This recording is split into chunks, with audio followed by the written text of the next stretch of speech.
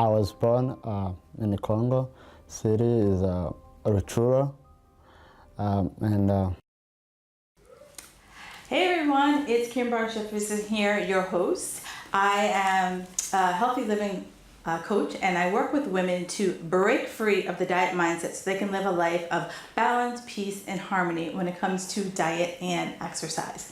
And tonight's a topic that, as I was, writing the program, it could go so many different ways. And, I kind of wanted to bring that container around self-sabotage. I wanted to bring that really to the forefront of where I see a lot of my clients, a lot of women, go like ping pong balls when it comes to sabotaging themselves. And how do you break free of that? There's not a person on this earth that's not guilty of self-sabotage. We could talk politics. John McCain, pick Sarah Palin. We can talk about when we start to feel really good that we get all nervous. We're like, why am I feeling good? I can't feel this good. And there's so many different things, or, you get a great job or you get a great relationship and it just feels so right, and you find a way to just tank it. And, it could be anything. You started to lose weight, and all of a sudden you're like, well, I could have 1 or 2 nibbles of this and 1 or 2 nibbles of that. And then you're like, well, I'm back to where I was before. And what I believe is self-sabotage is that we're setting ourselves up. We're setting ourselves up for the failure that we feel is going to inevitably come. We're setting ourselves up so that we don't have to try as hard, and we can prove ourselves right. That, I sort of gave it a go. It felt okay. It started to feel too good. So let me find a way to foul it up. Is really where self-sabotage comes. And we're all guilty of it. We all do it in some, either big way or some small way. We all are guilty of those self-sabotaging behaviors. And, some of the main reasons why we do it is that, we're either afraid of success, we're either afraid of failure, we're either, afraid that it can't, everything has to be so perfect, are we worthy? And, there's so many things that are baked into this thing that we call sabotage. And, a book that's gotten a lot of traction around this topic, it's called The Big Leap by Gay Hendricks. And in the book, she starts off talking about a story of, she had dropped her child off at summer camp. And, she's just going about her life and her kids at summer camp. She gets a letter from her kid and, saying how amazing camp is, everything's great, wonderful, blah, blah, blah. And then she's like, well, I'm doing great and wonderful, blah, blah, blah. And then she's like, but wait, how can we both be doing great and wonderful? We're not together. I'm not there being her parent. I'm living my own life, without my child. And so she starts kind of like, she's like, something must be wrong, So she just like immediately calls the camp. And that's what we all kind of do. When things are going really well, we kind of hit that like freak out button, like, I shouldn't feel this good. This shouldn't be so easy. There shouldn't be this much flow. And right now, kind of the buzzwords around are like, I hustle, I slay. And it's always about like, how can you just like ramrod and like fist fight your way to get what you want? And, one of the quotes in the book, The Big Leap, is that if you argue for your limitations, you get to keep them. And when I was, researching for this episode, when I read that line, I was just like, it just stopped dead in my tracks. Because it's so true. If we want it hard, if we want to hustle, if we want to fist fight to get what we want, guess what? There's not a darn person on the planet that's going to be like, girl, you shouldn't be fist fighting. Girl, you shouldn't be clawing your way through. You get what you asked for. The universe is going to say, oh, you want it hard? Buckle up. Why can't it just be easy? Why can't, when we start to feel in flow, we say, how do we bring more flow into our life, right? Why do we look for the other shoe to drop? And right now I'm guilty of looking for the other shoe to drop because the weather here in Boston is off the freaking charts. It's a week before Halloween, and this is all I wore to the studio. It's 70 degrees, humid as a July day, and I'm like, oh, Mother Nature, I don't know if she's telling us to buckle up. And that's our mentality. The weather's too good. I can't just enjoy it. I can't just be like, thank you, Mother Nature, for another 70-degree day in the end of October. Blessings. I need to be like, oh crap. Mother Nature's like, buckle up, sister, because I'm going to give it to you. So enjoy now. Why do I have to think that way? Why do we all have to think that way? It's just how we're programmed. We're waiting for that. We're waiting for the failure. And so she calls this the upper limit. So that when things are going really well, you know, I've got this amazing relationship, I've got this amazing job, I'm losing weight, you know, I'm, you know, at peak performance with running a marathon or whatever it is that I'm doing, I hit this limit that I self-impose. And when I hit it, that's when things start to crumble. That's when I either have some type of mysterious illness. When all of a sudden I'm looking for, you know, mistakes. I'm looking for, you know, the bad, because things can't be this good. And you know, it's one of my favorite quotes is by Marianne Williamson, and it's a longer poem, but this line like really resonates with how we can kind of break up with that self-sabotage. Is that it says, "Your playing small does not serve the world." And so many of us, I feel like the biggest thing about self-sabotage is that we don't want there to be attention. Now, there's some people who thrive with attention, but I think the bulk of people who have this self-sabotaging behavior, we can only take attention, you know, to that limit.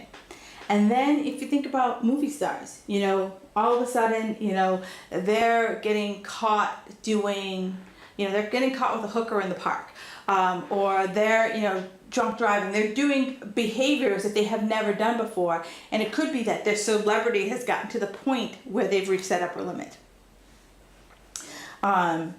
You know, we feel like we can't have control, but we do. And so it's really a matter of identifying what kind of behaviors are going to put us down that slippery slope. And one of the biggest things is our fear of failure. You know, we all want to be that person who knocks it out of the park. We all want to be that person who, you know, scores the winning run, brings in that winning contract, whatever. We all want to be winners. Like, seriously, like, who doesn't want to be a winner? Who signs up to be like, hey, I want to be on the losers team? Like, no one does that.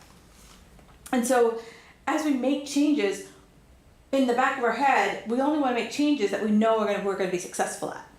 Or we're going to be successful to a point. And then when we get to that point where we've had success, we say to ourselves, this feels too good. I may have gotten further than I had gotten before. And you find a way to either stop and come up with that excuse. It could be, it's money, or it's time, or whatever it is. You'll find a way to protect yourself from taking to that next step. So one of the ways I always say to people when you kind of get that like fear of failure is that start smaller. You know, instead of saying to yourself, I'm going to run a marathon tomorrow, why don't we start with a mile, half mile, quarter mile, wherever you are.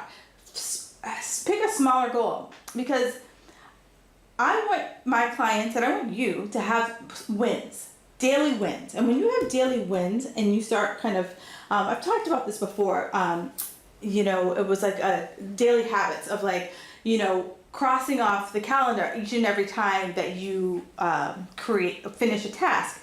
And you look at it and it creates momentum. So these small wins, they create momentum. And so then you're kind of like, well, if I can continue to do this, then you're going to want to try on bigger things, bigger tasks, bigger roles, bigger roles.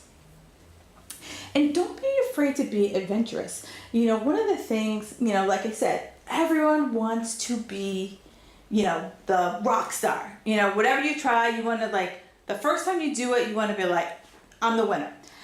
But you sometimes stop short of being adventurous because you're like, what if I fail? What if I look like an idiot? What if I, what if? So then I say, encourage yourself to be adventurous, because what's on the other side might be what you've been seeking your entire life. And, especially when it comes to weight loss, right before this show, I was having a call with a potential client, and she was giving me a litany of excuses. She's like, my age. She's like, I put on too much weight. There's no way I can, get in shape again. And I said, may I take a moment to coach you? And I said, with what you're doing right now, do you feel it's going to get you to where you're going to be? She said, no. And I said, okay. Can I ask you another question? I said, do you feel that the programs that I offer are going to get you to where you want to be, to get you to be optimal health? And she said, yes. And I said, okay. And I said, well, what's stopping you right now? What's stopping you right now from moving forward? And, she was like, well, I'm this age, and, it's been X number of years since I've worked out. And I was like, okay. And I go, can I coach you again? And she said, okay. And I said, so how long are you going to hold on to that story? And she's like, what do you mean? I said, well, so you think your age is going to stop you from doing anything you want in this life? She's like, well, no. And, we went down the line, and then eventually she was like, you're right. She goes, I'm stopping myself. I'm throwing these excuses out. And I said, absolutely. Because she didn't want to fail. She wanted to use her age. She wanted to use everything. And I said, how are you going to feel? Are you going to feel that person who's sitting on the bench waiting to get into your life? Or are you going to actually get off the bench and get into your life? Because, yeah, she might try. She might fall. She might scrape a knee. She might break an arm. But she tried. Versus looking back and saying, I woulda, coulda, shoulda.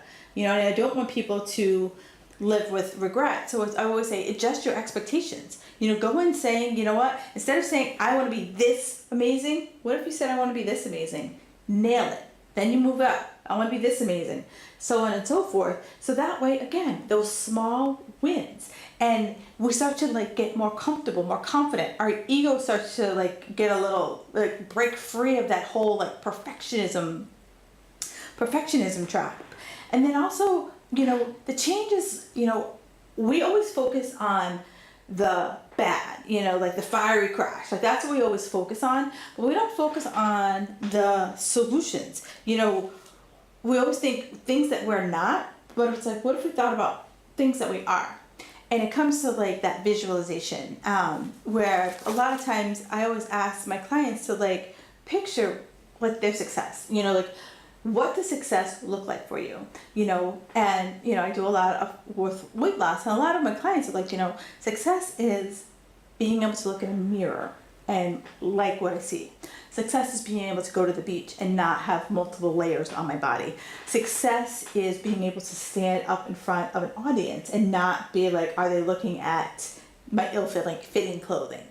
So it's what does success look like? So that as you're putting the pieces together, as you're making the changes, you're taking the steps, you're seeing the success, because it's that success that's gonna get you off the couch. It's that success that's going to keep you moving forward when your ego is like, psst, psst, psst. Don't do it, girl. We don't have to change. We're good the way we are. It's that visualization that's going to make you say, you know what? I'm going to try one more day. I'm going to try one more day. I'm going to try one more day. I'm going to try one more day. And, we also think one of the things with sabotage that we do is that it's the fear of success. What if and I've heard this from, several of my clients, that my husband likes me the way that I am. And if I get too thin, he's not going to love me the way I am. Or if I change my eating, my husband's not down with changing his eating. And so it becomes this like vicious cycle. And it's like, because you don't want to have the success and leave someone behind. It could be spouse. It could be another family member. But it's like, you don't want to outgrow what you bring to the relationship is the way, that's what I describe it. I think I'm describing it well. That's one of the downfalls when you do a live TV and there's no one here. You're just like, are they getting it? Do they understand what I'm saying? But, every person in their family dynamic, they have a role. Someone's the smart one, someone's the problem solver, and someone is the person who, might be the heavier one. Someone might be the unhealthy one. And when you start to make those changes, you might just start to make other people around you uncomfortable, because they might be like, well, then I'm going to have to change. And they may not be at the place where you are to make those changes. So I see that happening when it comes to self-sabotage. I also see, you start to second guess yourself. Maybe I'm not, meant to have the success. Or what if I lose too much weight? Will I recognize me? Will I be able to identify with myself? And, what I say to people is, why don't you take away what you think should be happening? And why don't we focus on, bring it back to the here and now. Let's start with like small goals. It's okay to visualize what you want your life to be. And visualization is different than creating a story. When I visualize, I'm like, this is where what my ideal scene is. This is what I want. I want to be able to comfortably walk on the beach. I want to be able to comfortably stand in front of a crowd, right? That's visualizing. Where I create my story is that, when I get there and I stand on stage, they're not going to want to listen to what I have to say. When I'm walking on the beach, I'm still going to have to cover myself up because people are going to start staring at me, and I just don't want that. So do you see the difference where that is? Like I'm not creating a story. I'm literally, as I visualize, I'm looking at a picture. It's kind of like, it's like a photograph that I'm looking at, but that I've created in my head of my success. And what I find is that when you take that visualization, but you start taking small actions towards it, it's really easy to chip away at the story. I'm not saying that the story doesn't always, pop up, but now you have awareness. And awareness is crucial to breaking free of that, you get to a point and then you backslide because, the success feels too good. And this is also where you start to find support. This is where you find a coach, you find an accountability partner, someone who's going to be there to pump you up when you start to feel like you're getting a little too out of control. And, one of the other things about when we feel like successful, we feel like we're going to fail, we start to procrastinate. And we start to come up with these scenarios. I can't start to look for a job or a spouse or lose weight until my kids get to a certain age, or until I find that perfect job, or until this or until that. And we always come up with these excuses, until. And, it's hidden perfectionism is really what it is. And, let's just keep it real. Let's just be honest. Life is messy. There's never a perfect time for anything. The best story I have is a woman that I follow. She really wants to have a baby. And she was in the middle of writing a book. And so she's like, you know what? It would be perfect for me to get pregnant right after I finish writing the book and submit it to the publisher. Because when I do that, then, it takes 6 months from the time I submit it to the time we go back and forth with the editors, by the time it goes to the printer, by the time it gets on the bookstore. So she's like, that way, she's like, by the time, I'm ready to go on the book tour, my baby is 6 months. And, it'll be, I won't feel as uncomfortable as a new mom. And I also feel more comfortable traveling. Well, the world doesn't work that way. You can't say, I finished my book, pregnant, there's no perfect time. And she's, it's been a couple of years, and so she's still now trying to have a baby. And, it's, nature works the way nature works. So stop trying to wait for that perfect time and really say to yourself, the time is now. The time is now for me to do whatever I can. And so one of the best quotes that I use all the time with my clients, because it lays it out really nicely, and it's by Arthur Ashe. I wrote it down because I use it all the time, but I always botch it somehow. I don't really know why. So the quote is, start where you are, use what you have, do what you can. So I always ask, when people get all wrapped up in their head, I always say to yourself, okay, where are you?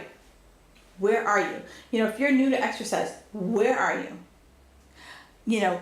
What can you give me right now? What can you do for yourself right now? Then do it, right? Take the action. So it's really breaking it down into let's start. Let's just have an honest assessment of where you are today. What can you do? And do it. And that's what's going to help you break free of that perfectionism, that procrastination trap. That's I want to say the biggest self-sabotager. I've been wanting to start a podcast for a year. I do this show every other week. So I don't understand why it would be difficult to make the leap to do a podcast.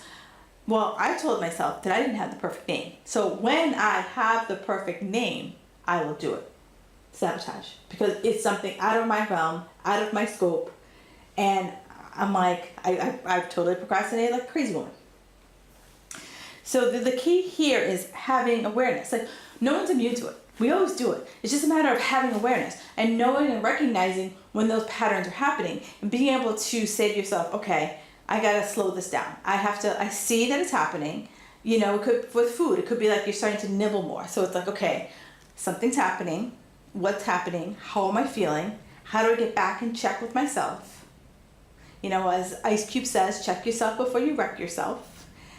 And tune in to say, am I procrastinating? Am I waiting for things to be perfect?